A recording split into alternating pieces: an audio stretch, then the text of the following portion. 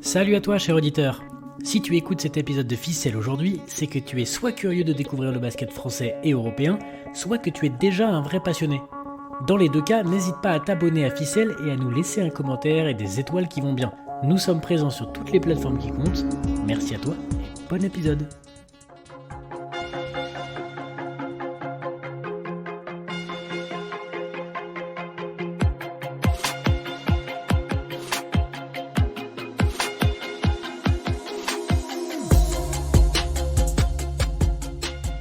Bonjour à tous pour un nouvel épisode de Ficelle Europe. Les copains de l'équipe européenne de Ficelle et moi sommes très contents de vous retrouver tous et toutes pour un nouvel épisode traitant du basket européen. Aujourd'hui, pour m'accompagner, il y a trois copains. Il y a l'excellent Romain. Salut Corentin, salut tout le monde. Salut Romain. Il y a également Adrien. Salut Corentin, salut la team et salut à tous les fans de basket qui nous écoutent. Et enfin, il est de retour, he's back, Olivier. Salut à tous les auditeurs et salut à vous les amis avec qui nous ne venons pas parler pendant 20 minutes. Oui, c'est vrai. On a un peu parlé en off des digressions intéressantes pour vous proposer un contenu assez dynamique aujourd'hui, puisqu'on avait lancé une FAQ, une foire aux questions, sur le Twitter de Ficelle. Alors, en Lorraine, on dit Twitter même, pour ceux qui ne connaissent pas trop, mais sinon, le reste de la France, c'est Twitter. Et on a eu pas mal de réponses, donc ça va se passer en deux temps, tout simplement. On va se lire les petites questions de la FAQ, et une fois qu'on aura répondu à toutes ces petites questions, on va échanger tout simplement sur nos idées, nos questions sur la saison, et puis également sur notre ressenti sur les peu de matchs qu'on a pu voir, parce qu'on travaille tous. Voilà. Est-ce que ça vous va, les gars, comme programme ? Allez. Parfait. Allez, très bien. Donc du coup, pour commencer, on va reprendre les questions de la FAQ. Je vais du coup prendre dans l'ordre la première question qui a été posée, si je me souviens bien, c'est Mathieu Strazel peut-il aspirer à plus de temps de jeu au fil de la saison ? Alors, sachant que Mathieu Strazel joue en Euroleague et en Jeep Elite avec l'Asvel. Et cette question est de Titouan Cronier. Merci pour ta question, Titouan. Qui est-ce qui veut répondre en premier concernant le jeune Matthew Strazel ? Voilà, ça déchaîne pas les foules cette question. Moi perso, je dis pourquoi pas parce qu'il avait eu pas mal de temps de jeu la saison précédente en Euroleague notamment. Et je me dis que je suis plutôt pour moi donner du temps de jeu à vraiment des très jeunes joueurs. Et si ça peut être le cas, ça serait super parce qu'en général, on voit beaucoup de jeunes joueurs qui ont du temps de jeu, mais plus dans les pays de l'ex-Yougoslavie ou dans les pays de l'Est. Et je pense que ça serait super que ça soit le cas dans des championnats comme la France ou l'Italie notamment. Donc moi, j'espère en tout cas qu'il va en avoir plus. J'ai le même constat que toi, Adrien. Enfin, le même souhait, pardon. Mathieu Strazel est actuellement à 9 minutes 44 de temps de jeu en Euroleague, ce qui est plutôt pas mal pour un jeune joueur. J'aimerais aussi qu'il en soit de même, puisqu'il a fait de bonnes sorties et il s'arrache en défense, ça fait du bien. Il apporte beaucoup d'énergie. Déjà, l'année dernière, il avait été très bon sur ses courts passages. Romain, qu'en penses-tu, toi ? Je vous rejoins sur le constat, c'est-à-dire qu'on lui souhaite tous. Effectivement, il nous a fait une bonne impression l'année dernière. Il joue un peu moins. Après, l'Asvel, pour l'instant, a du mal à trouver son rythme. TJ Parker est en train de tester des choses, ça réussit pas forcément. Donc, est-ce que c'est aussi une des conséquences qui fait que Matthew Strazel joue moins peut-être? Mais forcément, je pense qu'il va en avoir. Il a que 18 ans. C'est forcément l'avenir de cette équipe, même si bon, on sait que dès que les sirènes de la NBA vont commencer à arriver autour de lui, on sait très bien ce qui va se passer. Mais clairement, il le faut parce que ce gamin a beaucoup de potentiel, il est hyper intéressant à voir et je ne comprendrais pas pourquoi, avec une pépite comme lui, on n'essaierait pas de le laisser plus souvent sur le terrain. Voilà, moi je pense que de toute façon, oui, il est voué à avoir plus de temps de jeu. Maintenant, est-ce que avec les résultats que doivent avoir l'Asvel, est-ce que TJ Parker va lui permettre de les avoir? Je ne sais pas. Olivier? Ouais, alors, il y a pas mal de choses, hein. Moi, évidemment, je pense qu'il faudrait le faire jouer pour ça, il y a pas de doute, hein. Il a des temps de jeu qui sont. Alors, il y a eu un seul match d'Euroleague de jouer, hein. Il n'en a joué qu'un seul. Mais il a des temps de jeu qui sont un peu en réduction et une utilisation qui est aussi un petit peu en baisse. J'ai l'impression que le coaching de Mitrovic l'an dernier lui correspondait beaucoup plus parce qu'effectivement, c'est une teigne en défense et Mitrovic adore ça. Il n'hésitait pas à lancer les jeunes non plus. Il avait su saisir sa chance en fait dans une équipe qui était pas du tout attendue et surtout en Euroleague, hein, plus qu'en JP Elite. Et là finalement, bien que l'Asvel soit pas dans les favorites, ils sont quand même un peu plus attendus. Donc c'est plus compliqué de lui faire confiance parce qu'il va être plus surveillé, surtout en tant que prospect NBA. Et puis l'autre aspect qui joue, c'est que le joueur qui a le plus gros usage et le deuxième scoreur de l'Asvel depuis le début de la saison, c'est Norris Cole, hein. C'est le mec qui joue aussi le plus de minutes en Euroleague, hein. Je crois qu'il a à 28. En fait, c'est le seul joueur qui joue plus de 25 minutes en Euroleague, Norris Cole. Et qui est dans un profil de petit meneur, shooter, qui aime bien dribbler, qui aime bien être agressif sur la balle. Croquet. Croquer, oui, ça dépend des matchs quand même. Moins que Mhm. l'Eric Freeman, mais bon, c'est un autre débat. On en parlera peut-être après d'ailleurs. Mais voilà, en gros, j'ai l'impression que la configuration de l'Asvel sous TJ Parker, pour le moment, parce qu'on a quand même peu de recul, hein, faut pas non plus exagérer, permet pas à Strazel d'avoir trop de place. Donc je suis pas très serein pour lui en l'état actuel. En tout cas, on lui souhaite, hein. On lui souhaite davantage de temps de jeu. Voilà. Voilà pour Mathieu Strazel et la question de Titouan. Est-ce qu'on passerait pas à la question de Tom? Alors, elle va faire couler beaucoup d'encre entre nous, parce que je pense qu'on sera pas tous d'accord. Et puis, elle a le mérite de mettre les pieds dans le plat, vu que cette première saison a été lancée, puisque cette semaine commençait à l'heure où on vous parle, on est le 21 octobre, les matchs de BCL. Donc, la question de Tom Rembrandt, elle est simple. La BCL va-t-elle dépasser l'Eurocup? Donc la BCL étant la Basketball Champions League, la compétition numéro 1 de la FIBA, Fédération internationale de basket, et son entité européenne. Est-ce que quelqu'un veut répondre en premier? Est-ce que vous voulez que je donne des éléments de contexte? C'est brûlant parce que je sais qu'on a Adrien qui est un fervent défenseur de la Champions League. Je pense que le top, ce serait que tu prennes la parole en premier, Adrien, et puis ensuite qu'on massacre tes arguments un par un. Ça te va? Bah écoute, j'ai envie de répondre à cette question si c'est pas déjà le cas. Si c'est pas déjà le cas, vu que les clubs, il y a des clubs turcs qui ont joué à la compétition cette année. Donc clairement, ça prouve que la Basketball Champions League, elle a gagné en influence. Et puis, dans les clubs qu'on retrouve cette année, il y a notamment Ritas, donc, qui tente aussi de se relancer, mais qui n'est pas n'importe quel club. Il y a Limoges qui joue aussi l'Eurocup il y a peu de temps de ça. Donc je pense que ça se tient encore entre les deux compétitions, mais je pense que la Basketball Champions League a clairement gagné en influence. Et moi, ça me fait plaisir parce que au début, j'ai été très critique avec cette compétition parce que c'est vrai que clairement, elle ne concurrence pas l'Euroleague, ça c'est clair. Mais au final, elle a réussi à faire son chemin et puis elle a réussi à connaître du succès, notamment au travers des réseaux sociaux. Et moi, franchement, quand je vois ce qu'elle est devenue, cette compétition, franchement, je suis en admiration. Pour moi, ça se tient entre les deux compétitions, mais je ne serais pas étonné si dans les années qui viennent, la BCL prend le dessus. Ah, c'est marrant, moi je croyais que tu avais été dans les premiers amoureux de cette compète. Ah non, au début, j'en avais parlé dans un des premiers podcasts que j'ai fait avec toi. Au Hmm. début, j'étais très critique parce Quand que on était tout seul en amoureux. j'étais très critique parce que voilà, c'est sûr que au début, ils sont montés un peu sur leurs grands cheveux. Ils ont dit, vous allez voir, on va concurrencer l'Euroleague. Au final, Ouais. tout le monde s'est marré. Et c'est vrai que la première et deuxième année, c'était pas extraordinaire, je dirais. Mais après, petit à petit, en m'étant intéressé à la compétition par curiosité, bah, je me suis rendu compte vraiment que ils ont réussi à grappiller leur retard. Donc franchement, c'est super pour eux. Ok, ok. Est-ce que quelqu'un se range du côté de l'avis d'Adrien? Parce moi, que moi, mon. je le Ouais, rejoins. vas-y, Olivier.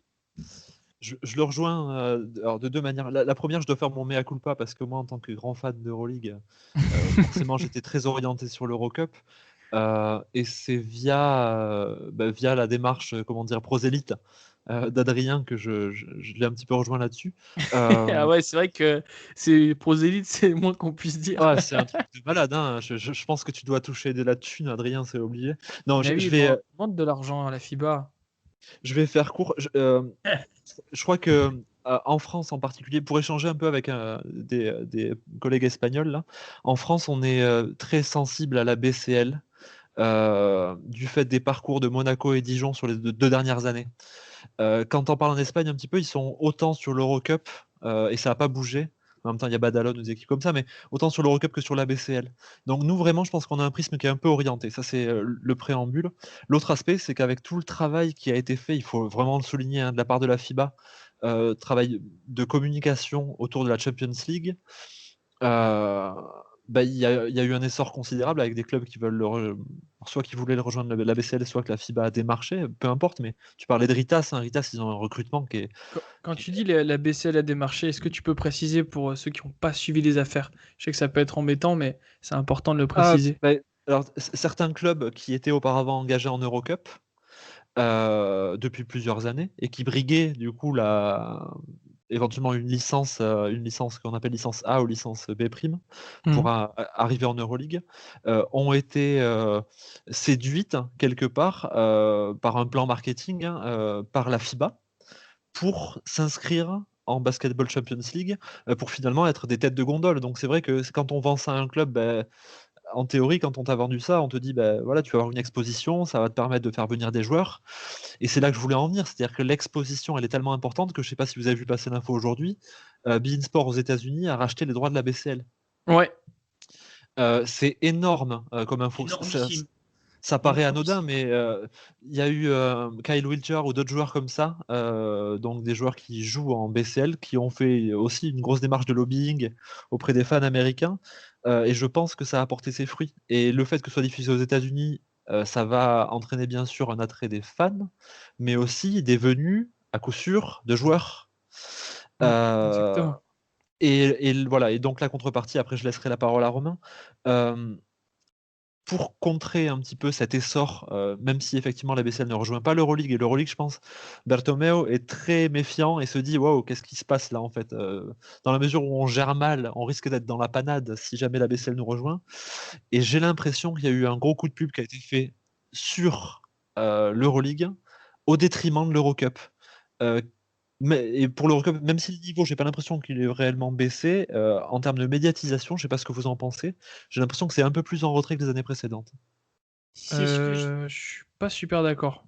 moi, c'est ce que je pense. Je pense que l'Eurocup devient obsolète à partir du moment où elle est un peu sous la marque de l'enseigne Euroleague. Voilà, je trouve que ça perd de. Ah ouais? Ouais, je trouve que ça Je perd trouve quelque pas chose. du tout en termes d'image, moi, les gars. Mais c'est bien d'entendre ça. Parce que je dirais que voilà, il l'a dit lui-même. Maintenant, la BCL commence à trouver des contrats TV à l'étranger, donc c'est super. Et en plus de ça, comme j'ai dit, ils ont réussi à se faire connaître à travers les réseaux sociaux. C'était vraiment au début un pari, je pense. Et puis petit à petit, en plus, ils ont pris le pari de diffuser des matchs gratuitement. Ça, je veux dire, l'Euroleague l'aurait jamais fait ça. Mais Et puis au qui voulait final, regarder ces matchs au début? au début, il y avait peut-être pas tant de personnes que ça. Mais là j'ai regardé tout à l'heure Saragosse contre le club polonais de Lublin. Il y avait plus de 3000 visionnages, hein. Alors, ok, ça pourrait être plus, mais c'est déjà énorme pour une diffusion Internet. Donc, moi, je me dis, petit à petit, ils ont réussi à séduire, et c'est ce que je retiens. Romain? Il y a déjà beaucoup de choses qui ont été dites et je partage pas mal de ces points-là. La BCL me fait vraiment plaisir parce qu'effectivement, en termes de com, je les trouve vraiment très très forts. Les visuels sont sympas, tout est très beau, tout est très plaisant. En termes de compétitivité, effectivement, ben, il y a de plus en plus de beaux clubs qui rejoignent la compétition. Là, j'ai les clubs sous les yeux et Et c'est vrai qu'avant, on aurait pu dire ouais, mais c'est des clubs de seconde zone, etc. Et finalement, quand on se penche sur les effectifs, quand on regarde un petit peu les joueurs, quand on connaît le basket européen, ben en fait, ça donne vachement envie. Donc sur ce point-là, la BCL a vraiment explosé et c'est vrai qu'en termes d'image, etc., peut concurrencer l'Eurocup. Sur le terrain, il y a pas non plus grand-chose à dire, hein. Il y a des vraies équipes de basket, même si, bon, je trouve quand même que l'Eurocup est peut-être encore un tout petit peu au-dessus. Après, là où l'Eurocup va encore faire la différence, c'est que ben, pour rejoindre la compétition reine, c'est pas en gagnant la BCL, c'est en gagnant l'Eurocup. Merci. Merci Et Romain. que, Merci.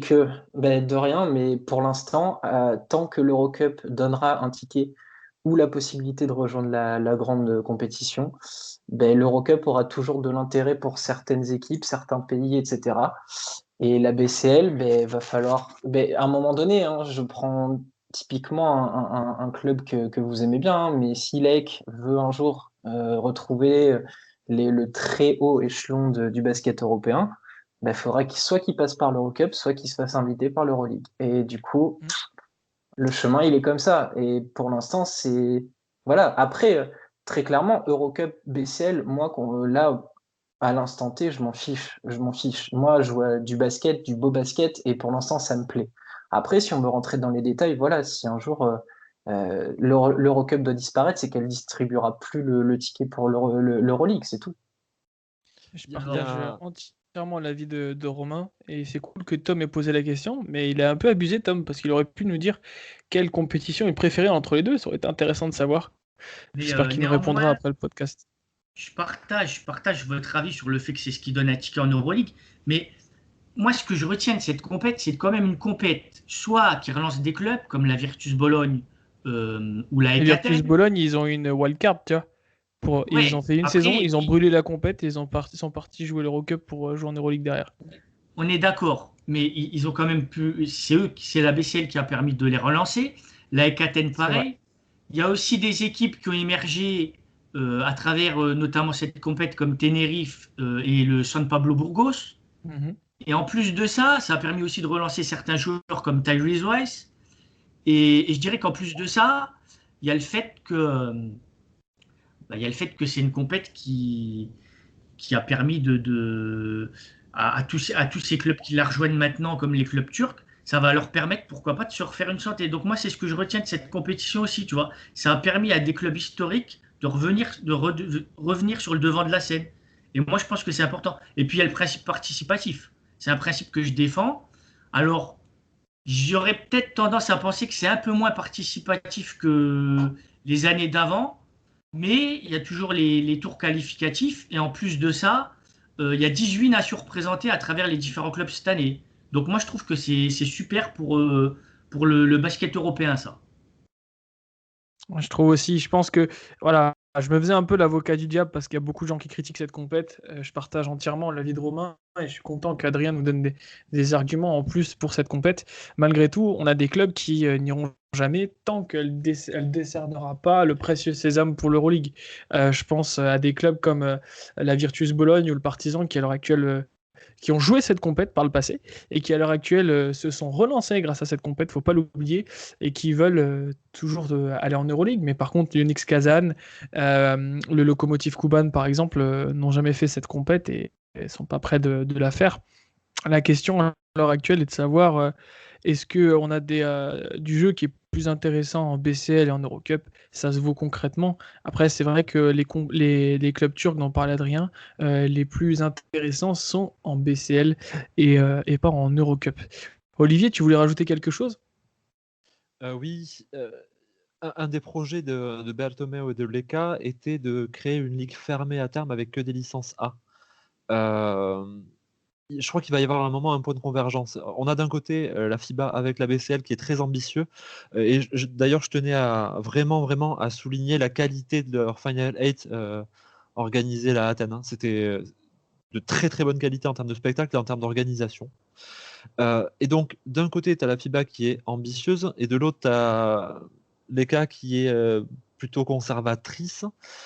Toujours est-il que, vu le contexte économique des clubs, si à un moment tu dis au club engagé en Euroleague, bon bah finalement la licence A va pas être garantie pour tous les participants puisque on va faire venir des clubs d'Eurocup, bah, toi en tant que club qui peut être un petit peu sur la bascule comme les clubs grecs par exemple, hein, tu peux te dire ouais mais attends, tu m'avais promis qu'il y avait une ligue fermée gros, enfin non, non, c'est pas possible quoi.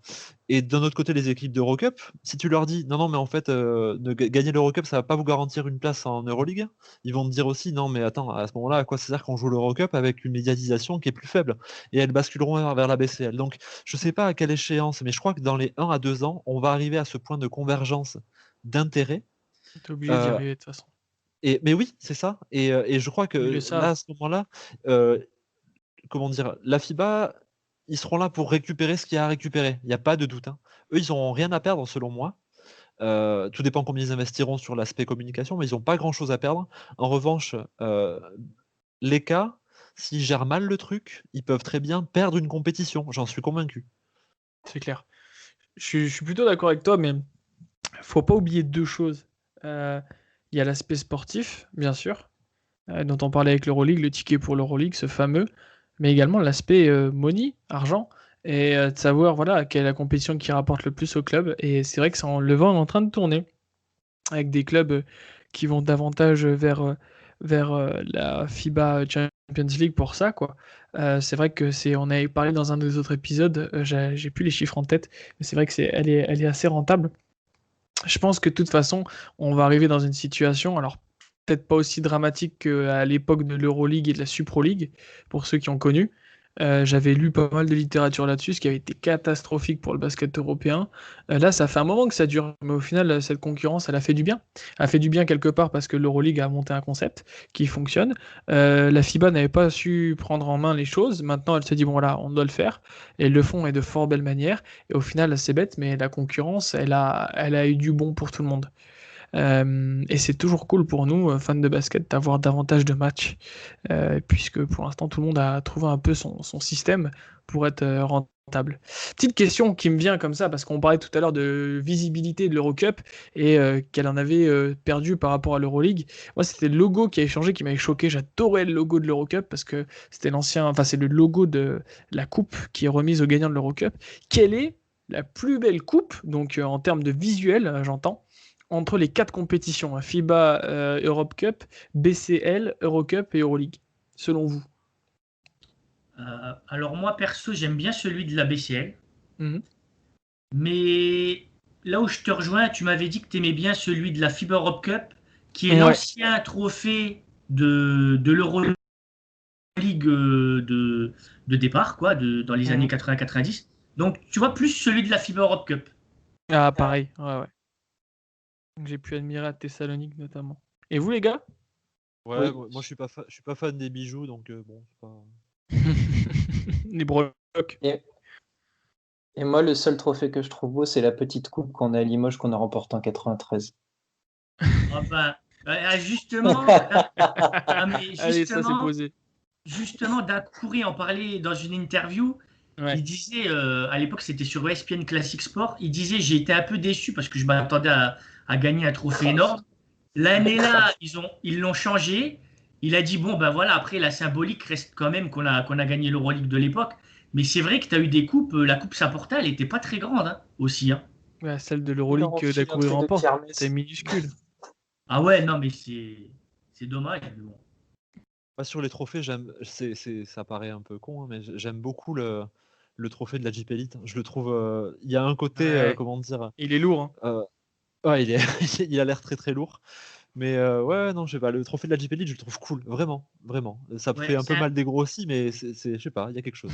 c'est un beau Ah oui. trophée, mais c'est dommage qu'il ne soit pas en or, quoi. Ouais, Mais carrément.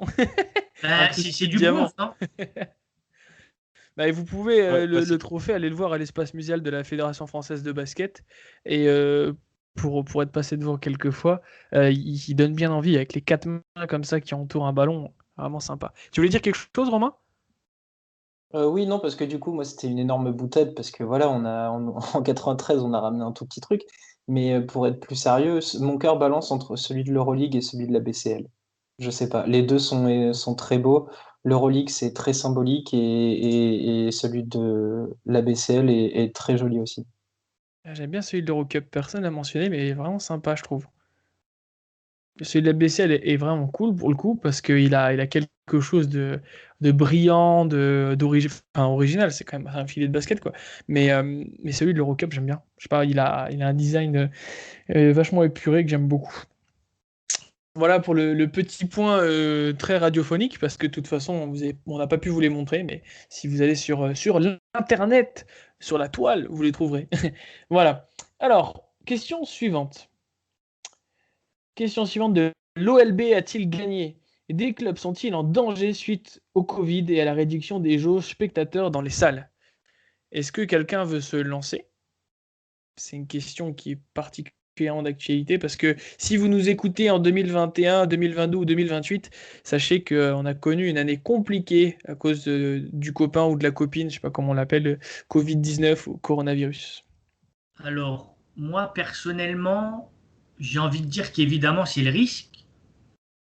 On verra sur le long terme. C'est vrai que cette crise sanitaire, on n'en est pas encore sorti, loin de là.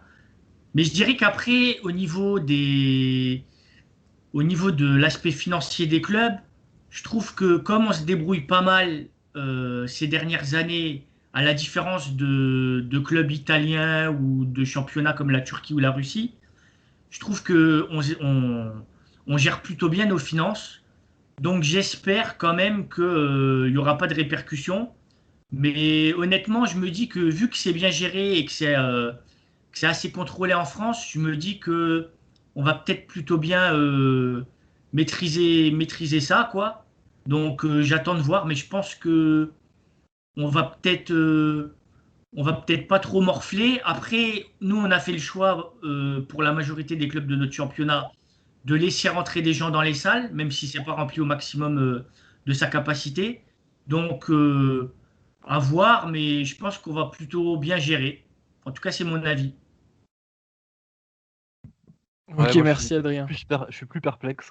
Euh, j'ai regardé un peu les chiffres. Là, bon, il y avait. Alors, c'est le chiffre de la Jeep Elite, hein, mais euh, en gros, je crois qu'il n'y a que 3 clubs qui n'ont pas perdu en budget cette saison, il me semble.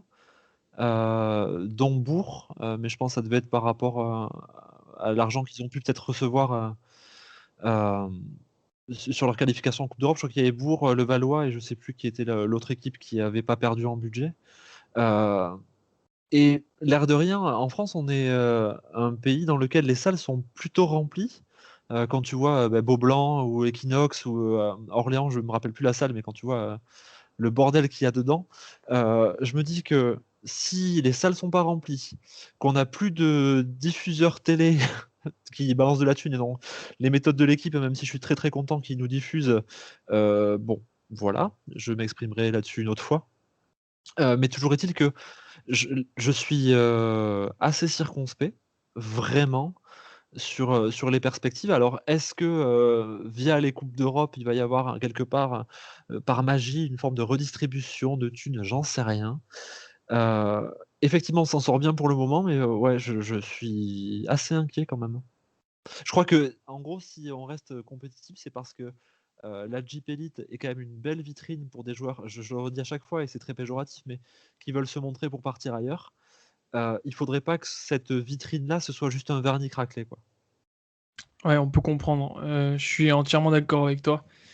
On est au bord du gouffre. J'espère juste qu'on ne mettra pas les deux pieds dedans. C'est très compliqué cette saison. On parle pas des reports, on parle que de finances. Après, on n'est pas dans les clubs, donc on peut pas savoir.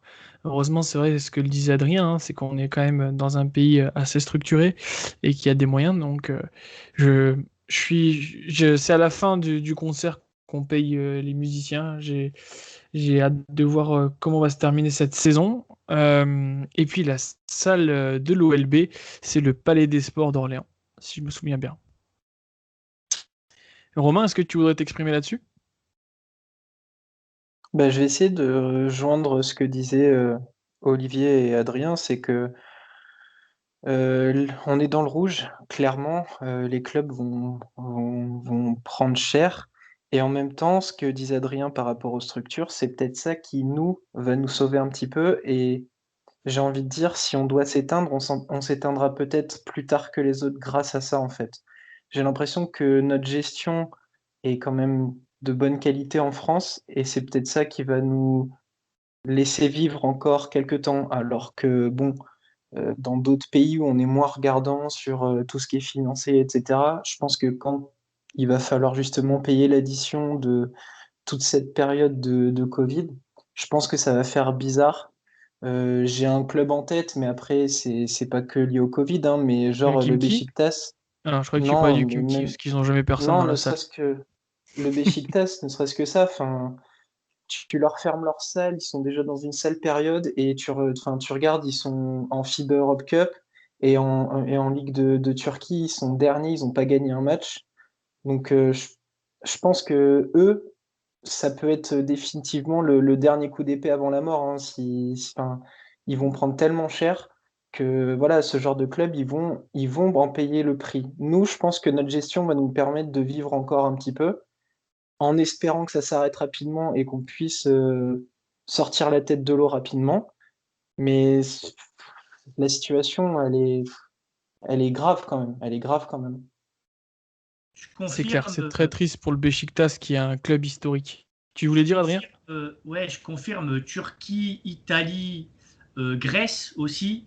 Il y a des gestions financières qui sont de pas mal de clubs qui sont dramatiques, hein. Après, les Russes, comme je disais dans l'un des derniers podcasts qu'on a fait, eux, ils ont fait le choix avec la VTB League d'avoir des clubs d'un peu partout, sachant qu'il y a 9 clubs russes, je crois, mais ils ont réussi à tirer les budgets vers le haut parce qu'ils ont peut-être moins de clubs aussi qu'à l'époque où ils avaient leur championnat national en Russie, quoi.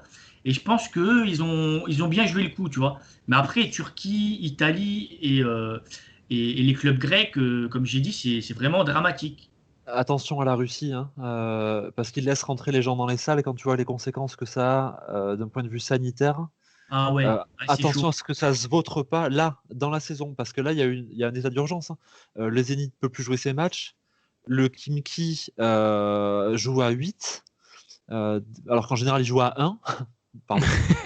On précise pas le joueur, hein, vous J'ai connaissez pas tous. pu m'en empêcher, non, non. Mais C'est gratuit, mais bon, on aime ça. les pauvres, c'est chaud, ils jouent à 8. Le CSK, ils ont réussi à gérer, mais parce qu'ils sont très à l'écart et que quand tu regardes la salle, les supporters sont assez loin aussi. Enfin, moi, je suis. Ouais, ils ont peut-être bien géré pour la mise en place de la VTB. On va peut-être en parler pour une autre question. Mais là, pour le moment, c'est chaud quand même. On parlait de la Grèce. La Grèce, c'est ultra chaud aussi. Le championnat, de ce que j'ai compris, n'a toujours pas commencé. Les joueurs font des matchs amicaux sur matchs amicaux. Et le championnat, la A1, a été réduite à, si je me souviens bien, 10 équipes.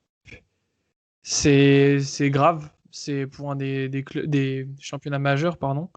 Euh, Et je crois qu'il reste 10 ou 11 clubs, alors que la deuxième division a recommencé.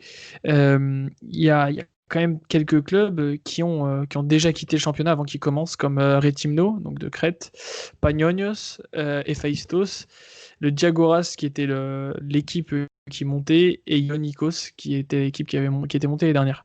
Et C'est triste. Ouais. pour rajouter à ce que tu dis, la Ligue Adriatique, à un moment donné, il y avait un genre de blocus, je crois, sachant qu'il y a la Ligue Adriatique, l'ABA Liga 2, la deuxième division de la Ligue Adriatique qui a été créée il y a quelques années et qui n'a pas encore démarré. Et il y a également l'Israël où là, le championnat s'est carrément arrêté. Il y a eu un reconfinement, je crois, là-bas. Et en plus de ça, les clubs israéliens ont accepté de jouer une compétition qui s'appelle la Balkan League, qui est une ligue transnationale dans les pays des Balkans, où tu as des clubs bulgares, macédoniens notamment. Et ils ont été versés dans un groupe avec uniquement que les clubs israéliens. Donc c'est-à-dire que, si tu veux, ils ont déplacé leur championnat ailleurs pour pouvoir continuer les entraînements, pour pouvoir continuer à jouer. Voilà. Donc ça aide pas la situation. Ouais, on est dans une année assez spéciale. Malgré tout, ça continue. On a quand même des championnats qui se jouent. D'ailleurs, en ce moment même, il y a des matchs qui ont lieu. Donc bon, gardons à l'esprit cela et restons positifs. On passe à la question suivante, les gars? Allez, Go. c'est parti. Let's go. On avait une autre question qui était quels sont les top jeunes à suivre en Jeep Elite? Alors, je pense qu'on peut laisser Olivier ou Romain répondre à cela. On avait parlé en off et ils avaient l'air vraiment calés. Romain, tu veux en citer quelques Je et je t'en prends le prie, relais? vas-y. Ok. Je t'en prie, vas-y, commence. Alors, j'ai pas suivi de manière assidue la Jeep Elite, du coup, je me suis un peu renseigné là ces derniers temps. Alors, moi, il y en a deux qui me plaisent beaucoup, qui jouent dans la même équipe, hein, donc au Champagne Basket. Il y a Mathieu Gauzin, Champagne! dont on avait parlé l'an dernier. En gros, c'est les deux seuls joueurs de moins de 21 ans à jouer plus de 20 minutes en Jeep Elite. Avec Mathieu Gauzin qui est à 20 minutes, un peu plus de 20 minutes pour 10 points par match. Et Arnaz Velitsa qui est à 29 minutes pour 13,7 points par match à 42% à 3 points. Alors c'est la philosophie de Chalon-Reims cette année, c'est faire jouer les jeunes et les responsabiliser à fond. Donc on voit forcément l'impact sur les minutes. Voilà, moi il y a ces deux-là qui me plaisent beaucoup. Et après les autres, je vais juste les citer si jamais vous avez envie de vous arrêter sur un. Moi j'avais retenu Hugo Benitez, euh, donc de la JL Bourg, les Choletais, Cardone Dimanche et Johan Makoundou, Lucas Bourris pour faire plaisir à Tom, voilà, du BCM, Kenny Baptiste du Mans. Il y en a un à Limoges, mais j'arrive jamais à prononcer son nom, donc je dirais non, Ludo Bayerst. Et puis moi, un de mes chouchous, Yvan Février, voilà, de Nanterre. J'allais dire de Paris-le-Valois. Pardon. Et non, il a De traversé Nanterre. quelques kilomètres et qui sait pas. Voilà, Moi que aussi, j'ai trouvé j'aime. intéressant en Eurocup, Yvan Février. Il a joué, je sais pas, une petite dizaine de minutes, mais sur le peu qu'il a pu jouer, moi j'ai trouvé, ouais, il a du jus, c'est intéressant, c'est un bon jeune, il est bien technique. Enfin, j'aime bien ce profil-là de poste 4. Voilà pour moi. Je partage le constat. Romain? Alors, sur la question, il n'y avait pas marqué forcément les âges des garçons. Du coup, je vais reprendre un peu ce que disait Olivier. Donc, forcément, il y a le duo de Chalon-Reims qui a l'air très, très intéressant. Moi, je vais m'arrêter sur Kenny Baptiste. Du coup, je l'ai vu jouer contre le BCM. Il y a client, ce poste 2-3, il a un corps immense. Alors, je sais pas si ça va faire beaucoup de stats cette saison, mais, mais il y a un joueur, il y a un vrai joueur. Il était notamment face au BCM, il était un peu missionné sur des trucs défensifs et c'était ultra intéressant à voir. Le match. Euh, le momentum était en train de changer et il a la confiance du coach. Ses longs segments lui permettaient de bien contrôler son adversaire. Du coup, j'ai beaucoup aimé. J'ai hâte de revoir Le Mans jouer. J'aime beaucoup aussi ce que fait Jason Chikambu. On en avait déjà un petit peu parlé en off, mais il a de plus en plus de responsabilités. Euh, voilà, je m'attendais pas à ce qu'il joue directement. Et finalement, ben, la Situovi lui fait confiance et c'est ultra, ultra plaisant à voir. Et puis, puisque Olivier a parlé de Limoges, moi j'ai parlé de Pau, il y a le petit Gérald Ayayi qui fait son petit bonhomme de chemin, qui travaille beaucoup. Euh, on voit notamment pour ceux qui ont envie de s'intéresser un petit peu à ce que vivent des équipes de l'intérieur, je vous propose d'aller voir l'Instagram de Jimmy Verov, qui est donc assistant à Pau et qui balance pas mal de vidéos d'entraînement. Et on voit que Gérald Ayayi bosse comme un fou et ça se voit sur le terrain et c'est très agréable à voir. Merci Romain. Adrien, est-ce que tu as des profils qui t'ont intéressé en Jeep Elite ou même en Pro B, hein? Bah écoute, Olivier et Romain ont tout dit, j'ai envie de dire. Mais il y en a un ouais, qui m'a fait assez forte impression. Ben, Romain l'a cité, c'est Jason Chikambu, voilà, qui dans le match face à, il me semble que c'était Limoges, si je me trompe pas, qui était diffusé sur l'équipe. Et entré en jeu, alors certes, la Situovi l'a fait rentrer en jeu dans le quatrième quart, mais c'était un moment du match où c'était serré, donc tu vois, c'était un moment du match important. Et honnêtement, j'ai trouvé ça plutôt bien de prendre le risque de donner des minutes à un petit jeune, quoi. Alors après, il a fait quelques petites erreurs, mais il a pesé quand même sur certaines phases de jeu. Donc, moi, je pense que c'est plutôt une bonne idée de donner quelquefois vraiment des responsabilités à des jeunes joueurs, même de très jeunes qui ont 18-19 ans. Je pense que je pense que ça peut aider le basket français ça peut tirer le basket français vers le haut, sachant que pour pas mal d'entre eux, on sait qu'on les gardera pas longtemps. Certains vont partir en NBA ou dans d'autres championnats européens. Donc je pense que c'est plutôt une bonne chose parce que c'est plus quelque chose qu'on a l'habitude de voir dans les championnats comme l'ex-Yougoslavie. Dans beaucoup de championnats maintenant, comme l'Italie ou même s'ils ont le Real ou le Barça qui ont des clubs de formation en parallèle, on voit plus beaucoup les jeunes avoir du temps de jeu. Donc je pense que c'est plutôt positif. Et d'ailleurs, je sais pas si vous avez vu, mais alors c'est pas en JP Elite, mais Wembanyama a sorti un gros match en National 1. Effectivement, ouais, il a été vraiment bon. Beaucoup de hype autour de ce gamin. J'espère juste qu'on va pas trop le cramer à trop en parler parce que il bosse et il a même fait un 2 contre 2 contre Gobert et le copain Poirier et c'est pas mal. Ça vaut son pesant de cacahuètes. N'hésitez pas à aller voir l'Instagram Nanterre 92. Et n'hésitez pas à aller voir les tournois Euroleague Adidas et Next aussi. Ouais. Vous aurez un En regard direct à chaque fois. un peu plus objectif de ce que peut faire Wembanyama, autrement que sur un match comme ça. Bon, voilà, même s'il a été très très fort, laissons-le un peu tranquille. Exactement.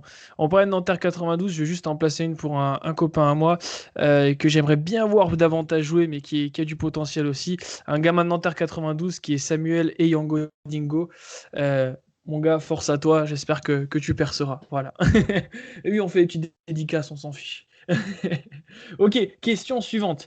Je ne vais pas prendre tout de suite la question de l'OLB a-t-il gagné. On va enchaîner sur une petite question sympa pour repartir sur du basket européen. Avec la question du copain Ludo, a.k.a. Tipeee 981. Que pensez-vous des ligues supranationales comme la VTB ou l'ABA? Et pensez-vous que la France devrait se lancer dans cette voie avec par exemple l'Allemagne et le Benelux ou avec l'Espagne et le Portugal? Superbe question de Ludo qui est un auditeur assidu. Merci pour sa question. On avait fait, je vous le rappelle, 2 épisodes, un sur la VTB et un sur l'ABA que je trouvais fort intéressant sans vouloir nous jeter des fleurs. Donc n'hésitez pas à aller les écouter. Qui voudrait prendre la parole là-dessus parce qu'il y a beaucoup de choses à dire là-dessus.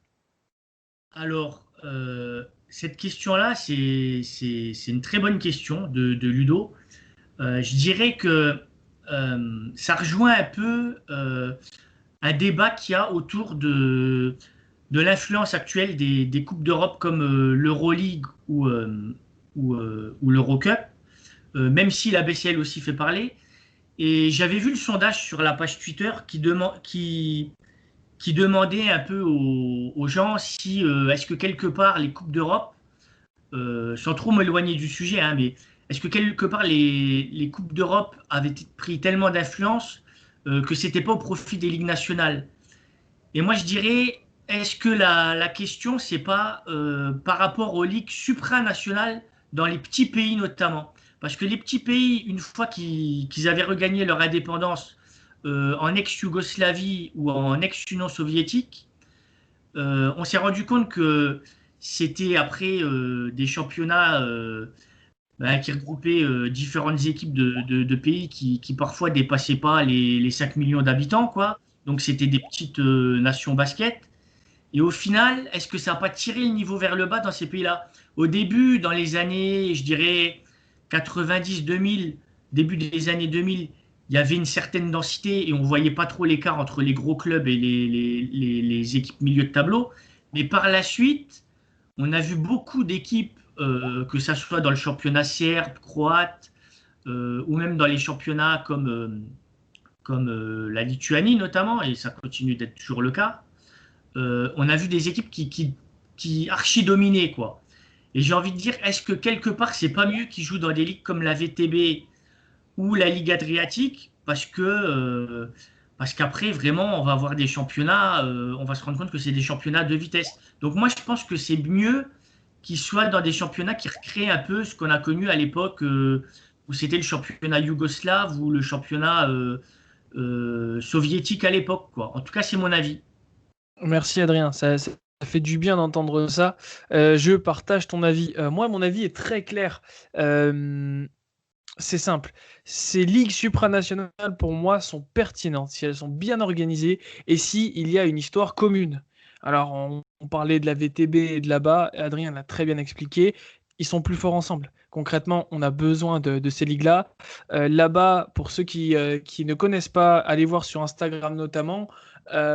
Ils publient que des choses en anglais, ils vous répondent rapidement quand vous avez des questions, ils produisent de très bons contenus avec des très bons visuels. Les matchs sont de très grande qualité, avec des matchs avec du suspense, et avec des gros prospects, enfin des gros jeunes joueurs, hein, et évitons les anglicismes. Et qui plus est, beaucoup de joueurs NBA notamment, ou de gros joueurs européens viennent de cette ligue, donc n'hésitez pas à aller voir. La VTB, c'est également intéressant, c'est du même niveau en termes de structuration et de qualité. Ce serait pas pertinent pour nous de faire une ligue avec le Benelux et l'Allemagne pour cela, parce que l'Allemagne a déjà une ligue très bien organisée, nous aussi, et très bien structuré. Donc je vois pas pourquoi on le ferait. Par contre, le Benelux, pourquoi pas? La question se posait de regrouper notamment le championnat belge en grande perte de vitesse et le championnat des Pays-Bas avec le Luxembourg. Pour ceux qui connaissent pas, je crois que c'est Diekirch Première Ligue, la ligue luxembourgeoise, c'est du niveau à peu près National 1 en France. Vous m'arrêtez si je dis une bêtise, c'est à peu près de ce niveau-là, quoi. Après, en Belgique, championnat. Oui, Adrien? Alors, perso, là, c'est là où je suis pas d'accord. Il y avait la question se poser à un moment donné où le championnat de France était en perte de vitesse vers le milieu des années 2000, où on avait Ouais. du mal au niveau européen à exister. Là, on est remonté dans la hiérarchie, je l'ai dit précédemment dans un précédent podcast. L'Italie est remontée dans la hiérarchie. L'Allemagne est pas mal, en plus, ils sont bien organisés. Donc, je me dis, à la limite, pourquoi pas avec la Belgique, ça aurait pu être sympa, ou l'Allemagne, mais je veux dire, à l'heure actuelle, au moment où on est remonté au niveau de la hiérarchie européenne, je me dis, quel est l'intérêt pour nous de faire une ligue supranationale, sachant que Benelux, bon, la Belgique, c'est un niveau pas mal, mais Pays-Bas, c'est pas trop mal, mais c'est pas, je dirais pas que c'est du niveau de la Belgique. Et après, le Non, c'est Luxembourg, comparable. c'est Belgique, Pays-Bas, c'est comparable. T'as, je suis pas t'as d'accord. un gros ventre mou. La fin est absolument pas le niveau des premières équipes. Non, ça, C'est pas des championnats qui sont du même niveau d'intérêt que la France, quoi. dans sa globalité, faut voir, mais d'ailleurs, il nous a reposé une question après, où justement, je peux en parler. La Belgique, c'est pas si ridicule que ça, hein. Ostende et Anvers ont été loin en BCL ces dernières années. Je regrette, c'est vrai que le Spirou de Charleroi Ah oui, soit c'est plus fini le Spirou, malheureusement. mais ils ont quand même. Il y a quelque chose. Il y a quelque chose. Bah, Bruxelles, l'an dernier, était en première div. ouais, Non, je suis la pas Belgique, d'accord ça du joue au tout. basket quand même, hein. Non, non, non, attends, étaient obligés de splitter en deux groupes, avec un groupe A, un groupe B, et c'est compliqué. Ostend, Spirou, Phoenix, enfin le Phoenix de Bruxelles, anciennement Basic Fit Bruxelles, et Anvers, ok, mais en dessous, les autres, je dirais pas que c'est zéro, parce que je veux pas leur faire offense, mais c'est compliqué, quoi. C'est Ben, sinistré. après, c'est intéressant que tu parles de ça, parce que, ouais, je vois, tu parles du ventre mou, vraiment, le milieu de tableau et les Et la équipes de fin, bas de quoi. classement. Ah ouais. Mais il me semble qu'à un moment, j'avais vu sur Internet qu'ils voulaient faire une ligue supranationale avec les Ouais, ouais. Pays-Bas. Bah, c'est Alors, ce que j'évoquais là. Parce je qu'aux sais pas Pays-Bas, ce c'est la qu'il en même est. chose, hein. Parce que tu as des playdowns, et quand tu regardes les dernières équipes, que ce soit Amsterdam, Hague, Almer, Leiden, Wirth, Leeuwarden, Den Bosch, et même tu remontes jusque Feyenoord, c'est compliqué. Tu as juste Groningen, ouais, t'as qu'une équipe, t'as Groningen. Les autres, c'est pas incroyable, quoi. Ouais, bah alors après j'avais vu ça une fois sur Internet qui voulait faire une ligue supranationale, il me semble, avec les Pays-Bas. Ouais, Je sais pas ce qu'il en est.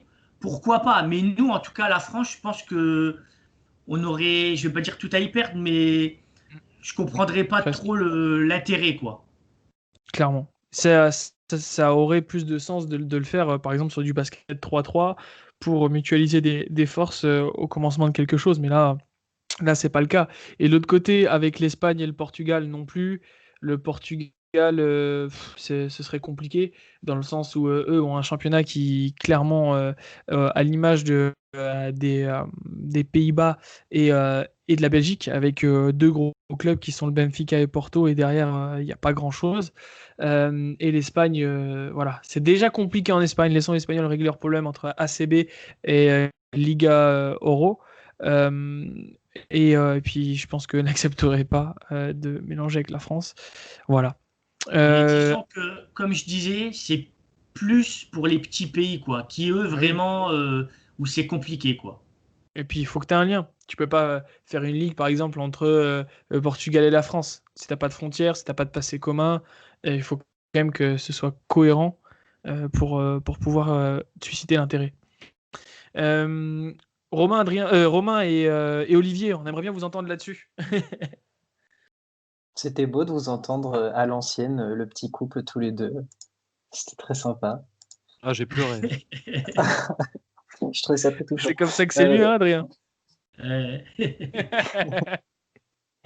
Non, après, qu'est-ce que faut rajouter de plus? Moi, je rejoins ce que disait Corentin, c'est que nous, en France, on n'en a pas besoin, mais alors absolument pas du tout.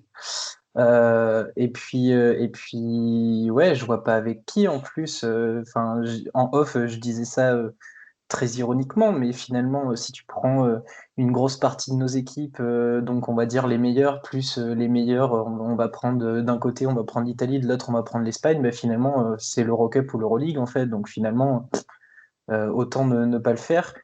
Et puis, je suis assez d'accord sur le fait que les, les pays où ça se passe, notamment bah, pour là-bas que je suis beaucoup, c'est parce qu'il y a une vraie histoire en commun et c'est qu'à un moment donné, on les a forcés de se séparer et que pour exister en tant que ligue de basket, ils ont bien vu qu'il fallait qu'ils se réunissent et qu'ils recréent une ligue yougoslave en fait. Donc c'est que eux, il y a eu une histoire et une triste histoire au milieu. Donc voilà, c'est qu'il y avait une raison particulière. Nous, pour l'instant, on n'en a pas, clairement pas besoin. Et puis du coup, on sépare comment, on fait quoi? C'est-à-dire qu'on fait une première partie de tableau avec tant d'équipes et les autres, on crée une deuxième division parce qu'ils sont moins bons et on fait pareil avec les autres. Enfin, je sais pas, c'est nous, on n'en a pas besoin et je pense que tant qu'il n'y a pas voilà, un facteur commun comme il peut y avoir dans d'autres pays, enfin, il n'y a aucune raison de le faire. Olivier. Ah, Pas vous avez grand-chose fait à un, ajouter. vous avez fait un long tour. Non, juste un petit truc par rapport à l'histoire commune, je suis tout à fait d'accord, mais il faut croire que la Ligue Adriatique en 2011-2012 a complètement vrillé parce qu'ils avaient pris le Maccabi et le Maccabi avait gagné. Euh, Ouais, mais je donc crois bon, qu'ils n'avaient pas le euh, choix à un moment. Je crois qu'il y a eu un ouais, problème ouais, non, mais avec ce Pro c'était League, tout ça. exactement, c'était la problématique. Et d'ailleurs, juste la dédicace à Adrien parce que je sais qu'il l'aime, c'était Keith Langford qui avait été élu MVP Oh, à qu'est-ce cette que je époque-là, Ah ouais. Ah, on la kiffe, hein. compétition. Même Corentin. Ouais, Adrien, Et je t'as pensé quoi de la finale de Kiss Langford avec Laek en finale de BCL? Juste comme ça. Ah, c'était. Ouais, c'était. Ils ont eu du mal, like, hein, et je pense que. On en parlera Ils, tout à l'heure, t'inquiète. ils ont Ah été ouais, ça a été pris au super bien piège défendu, hein. de Super bien Burgos, hein. défendu. Burgos, finalement, a eu de l'adresse. Et comme ils aiment bien jouer contre-attaque, voilà, hein. On en parle tout à l'heure, Like, a t'inquiète, ça payé. Et fait partie de mes questions. du coup, pour conclure Et très rapido sur les ligues supranationales, au-delà du fait qu'on n'en ait pas besoin, je dirais même qu'il faut surtout pas. Euh, Avec ce qui s'est passé cette saison, alors, il y avait le projet de réduire à 16 clubs, là on est resté à 18. Moi je pense que si tu expliques que tu vas accueillir d'autres nations, parce que concrètement c'est nous qui valoriserions potentiellement ces nations qu'on accueillerait. Donc on est d'accord là-dessus. Ouais. Tu dis ça à Julien Monclar de Blois, je pense qu'il crame l'intégralité de la FIBA, tu vois.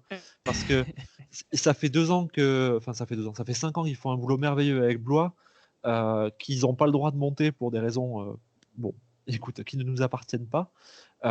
Si tu rajoutes des clubs, ça va rajouter de la densité, ça va diluer les droits télé qui sont inexistants pour le moment. Donc, pour moi, ce serait se tirer une balle dans le pied, quoi. Mais effectivement, pour l'intérêt de la VTB, je comprends. L'intérêt de la Baligue, je trouve ça génial, vraiment, hein. Mais bon, écoute, nous on a déjà Monaco, hein, donc c'est quelque part, c'est une ligue supranationale. Oui, quelque part, ouais. Et Quelque part. juste pour On a rajouter, Monaco et on a aussi Strasbourg. Elsace Fry. et juste pour ajouter à ce que je disais tout à l'heure, quelque chose qui prouve qu'on est redevenu une ligue compétitive au niveau européen. Là, j'ai le ranking des différentes ligues en Europe. De 2000 à 2007, l'Euroleague fait un ranking et vous savez combien on est? On est huitième à l'époque. Huitième. Ils nous mettent derrière des pays, alors après ça prête à débat, hein, mais ils nous mettent derrière des pays comme la Slovénie, l'Israël, la Turquie, et sachant que devant il y a la Russie et la Grèce. Et l'Italie et l'Espagne étaient dans les deux premiers. Donc on, Israël-Turquie, c'est logique, hein, toujours. Ouais. et on est bien À l'époque. remonté parce que là, de 2007 à 2012, ensuite, on est cinquième. Voilà, on est remonté. Sachant que depuis, la Grèce a baissé, je pense, hein. Ça fait peu de doute que la Grèce est plus au niveau, à part avec ses grosses teams. Et donc voilà, ça prouve qu'on est revenu vraiment dans la hiérarchie européenne, comme je disais tout à l'heure. Puis on a les plus beaux maillots aussi. Ah bah, il y a un super effort qui a été fait sur les logos, les maillots. On est Ouais, sur la c'est bonne clair. voie. Franchement, c'est super. Mais et oui, c'est pour ça qu'il faut convaincre tous vos copains là qui jouent sur les playgrounds à porter que des maillots de Jens Sarden et ben de suivre le basket français et surtout que c'est gratuit. Alors, le coup de gueule est Exactement. passé. Le coup de gueule est passé et c'est l'essentiel. On passe à la dernière question de l'OLB a-t-il gagné, les gars? La question de l'OLB a-t-il gagné est simple. L'Asvel peut-il, comme le PSG au football, rendre le championnat inintéressant entre guillemets pour le grand public et ou faire disparaître le suspense en Jeep Elite, titre déjà joué à l'avance, point d'interrogation. Vaste débat. Je vais laisser Olivier répondre et je répondrai en dernier parce que j'ai un avis assez tranché. La question est très intéressante, hein.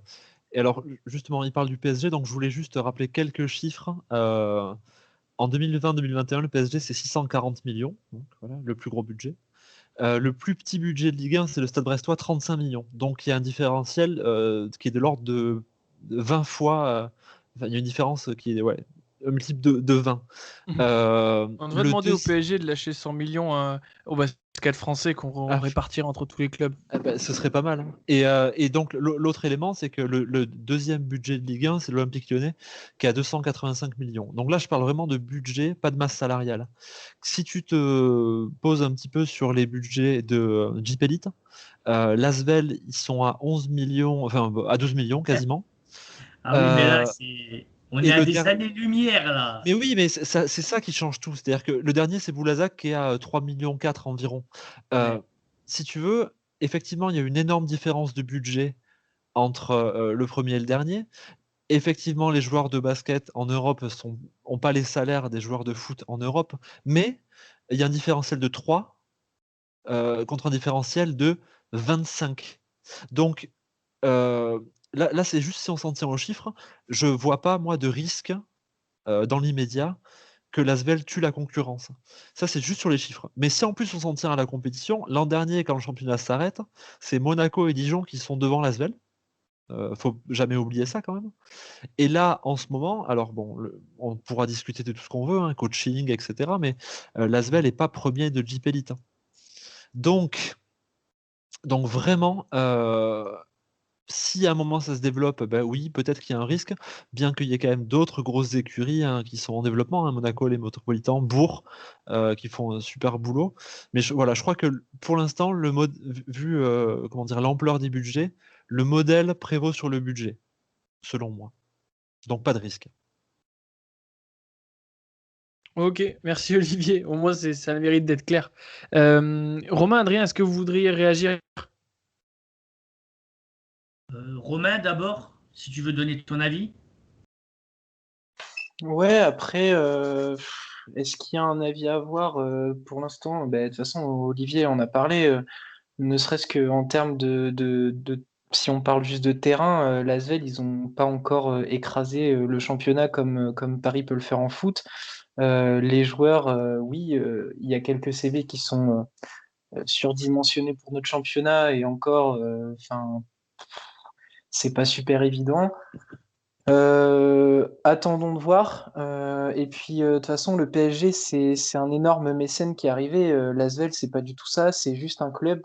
Finalement, j'ai l'impression que l'Asvel, on est en train d'en faire des montagnes, alors que c'est juste un club français qui s'est structuré intelligemment. Alors, il y a ceux que Olivier a cités comme Bourg, etc., etc. Mais c'est juste parce que voilà, Tony Parker est arrivé. Oui, il a amené un peu de thunes. Très bien. Euh, mais en fait, ils se sont juste structurés pour être à la hauteur. Ils sont pas structurés de manière démentielle et ils peuvent dépenser sans compter. Donc pour l'instant, qu'on les laisse bosser dans leur coin, qu'ils fassent le meilleur travail possible, qu'ils commencent à gagner un championnat, 2 championnats d'affilée, on verra, on pourra peut-être en discuter après, et que en Europe, eh bien, ils fassent mieux. Voilà. Mais pour l'instant, ils sont juste en train de se structurer avec des moyens qui, oui, paraissent immenses par rapport à ce que le championnat a connu, mais en fait, voilà, ils sont juste en train de se mettre à la hauteur de ce qui se fait dans le basket européen et dans le gratin du basket européen, c'est tout. Voilà, laissons-les bosser, commençons pas à comparer avec le PSG parce que ça n'a absolument rien à voir. Euh, et puis voilà, après, quand ils auront 5 championnats d'affilée, ok, on en parlera, mais pour l'instant, c'est même pas envisageable. Également, beaucoup de clarté dans tes propos. Adrien? Bah écoute, c'est une vraie question quand même, parce que c'était la crainte à un moment donné. Alors là, il commence, c'est mi-figue, mi-raisin leur début de saison, même si on n'est qu'au début. J'attends 10-15 matchs pour voir ce que ça va donner par la suite. Mais c'est vrai que ces dernières années, on se demandait est-ce qu'il pourrait pas y avoir un moment donné où ils deviennent trop dominants. Et ça, il y a des championnats en Europe, des championnats qui sont proches du nôtre, comme l'Italie par exemple, qui à un moment donné, il y avait encore Sienne, qui était un des derniers clubs italiens dominants à l'époque, qui archi dominait le championnat, quoi. Et c'est vrai que quand c'est des championnats comme ça, France, Italie ou Allemagne, t'as pas envie de voir une grosse équipe qui domine et les autres équipes un peu larguées, quoi. Donc moi, ce serait ma crainte. Honnêtement, quand je vois le niveau de densité de notre championnat ces dernières années, pour le moment, j'aurais tendance à penser que ce ne sera pas le cas. J'espère en tout cas. Et c'est vrai qu'après, tu as l'ACB. Bon, l'ACB, il y a une domination du Real et du Barça, même s'il y a quand même, une densité là aussi. Donc, c'est vrai que j'aimerais pas voir des championnats de vitesse dans des ligues comme la nôtre. Mais sinon, je pense qu'il y a encore il y a encore pas mal de concurrence dans notre championnat. Il y a des clubs qui peuvent aller chercher des matchs, comme Dijon notamment. Donc, j'espère que ça ne sera pas le cas dans les années futures. Juste pour l'ACB, j'ai l'impression qu'on projette trop souvent le modèle qu'il y a en foot, hein, parce que si tu prends les 5 dernières années, il y a Valence et Baskonia qui ont été champions aussi. Donc la domination, elle n'est pas si Ouais, outrageuse que ouais. ça. Ça dépend les années, c'est vrai. Tu vois, ben, c'est ça qui est intéressant avec la Liga ACB. Il y a une vraie densité. Donc, j'espère que, suivant les championnats, il n'y aura pas trop de domination. Après, en Italie, Milan a l'air de commencer à dominer. D'un côté, on attend que, j'ai envie de dire, c'est ce qu'on attend d'eux, mais c'est vrai que j'aime pas qu'il y a trop de domination d'une équipe sur une autre. Et c'était Attends, le je suis cas. pas super d'accord là pour l'Italie, hein. Attends de voir la Milan en Coupe d'Italie, Super Coupe, ça n'a Ouais, pas été Tout non à fait plus c'est vrai. d'accord, hein, ça va pas être la incroyable. même. Parce que Milan, c'est spécialiste pour se faire des frayeurs et craquer dans les mauvais moments, enfin dans les moments les plus importants, hein. C'est des vrais craquettes. Ils ont été sponsorisés par Eudebert une année d'ailleurs, je crois. Non, mais ce que tu dis, c'est vrai. C'est vrai, on en avait parlé en off. Et c'est pour ça, bah, j'attends de voir. Là, c'est que les premiers matchs, mais tant mieux s'il y a de la densité dans les différents championnats tels que ceux-là. Parce que moi, l'Italie, je t'ai dit, j'avais connu Sienne. Au début, ils dominaient de trop. Et après, ils Et dominaient après, on a moins. fait que c'était de la triche. Et après, ouais, bah, les premières années, je pense pas. Mais après, ouais, et après, ils étaient pas clean. Ils ont triché, c'est clair. Bah, ils se sont fait retirer d'ailleurs quelques-uns de leurs titres, que ce soit Super Coupe, Coupe ou Championnat, si je me souviens bien. À revérifier. Ouais, ouais, c'est Euh, ça. C'est ça. je ne vais pas reprendre vos arguments parce que je suis d'accord avec tous. Par contre, un truc qui est sûr pour moi, c'est que il faut pas en faire une montagne de l'Asvel, avoir un Asvel qui investit avec un plus gros budget de l'histoire du basket français, c'est bien, ça tire le championnat vers le haut et c'est important parce que la situation du PSG et de l'Asvel ne sont pas les mêmes. Puisqu'il y a deux choses qui diffèrent pour moi, les chiffres et la densité du championnat. Les chiffres avec un Asvel qui, malgré tout, s'est fait des frayeurs et ne domine pas, n'archi-domine pas. Certes, ils ont fait le doublé l'année dernière, enfin l'année d'avant, pardon, mais c'est tout. Et également, il faut savoir aussi que c'est une bonne chose. Parce que l'Asvel tire vers le haut le championnat. Les autres suivent comme Monaco ou Boulogne-le-Valois, pardon, qui essaie de se structurer pour arriver au niveau de l'Asvel. Et vu que les autres clubs montent d'un cran, ça tire vers le haut le basket français. Je vais reprendre l'exemple du football que l'OLB a-t-il gagné à utiliser. Au football non plus, ça n'a pas tué le championnat. Certes, Paris gagne souvent, très souvent. Mais dans la mesure où tu as une bataille pour l'Europe beaucoup plus dense, c'est vraiment une chance. Tu as des clubs qui reviennent de loin et qui, grâce au fait que Paris apporte de la visibilité et des droits télé, alors ça on va en reparler parce que c'est compliqué à l'heure actuelle, mais des droits télé et des sommes plus importantes pour le championnat ont monté d'un cran. Et je prends des clubs qui n'existaient pas à ce niveau-là en France, qui avaient disparu, enfin on croyait qu'ils avaient disparu. Strasbourg, Reims.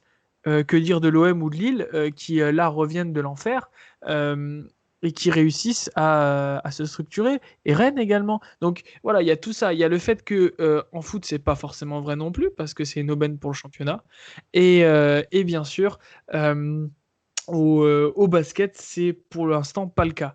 Et Olivier a justement en off tout à l'heure dit quelque chose qui est assez intéressant à mon goût, c'est que on pourra avoir ce débat quand en Jeep Elite, il y aura un joueur top 30 européen ou deux dans l'équipe de l'Asvel. Là, on pourra se dire, voilà, bon, sauf si vous considérez qu'Adrian Payne, l'année dernière, faisait partie du top 30 européen. Voilà, je pense qu'on a répondu à la question. Merci en tout cas au LB a-t-il gagné d'avoir posé la question parce que c'était quelque chose qui turlupinait pas mal de monde. Par contre, il y a l'argument de Romain aussi qui était pas mal, qui était que le truc bien avec l'Asvel, c'est qu'ils font venir des internationaux français et ça permet également de voir Paul Lacombe en Euroleague avec un club français. Et ça, c'est super cool. C'est la fin de cette première partie de la FAQ européenne. Merci à Corentin et à toute l'équipe de Ficelle Europe pour ce contenu. Merci à vous pour toutes les questions. N'oubliez pas, avant de nous quitter, allez nous suivre sur les plateformes, mettez une évaluation, un commentaire, ça nous aiderait grandement. À la semaine prochaine pour la partie 2. Salut tout le monde.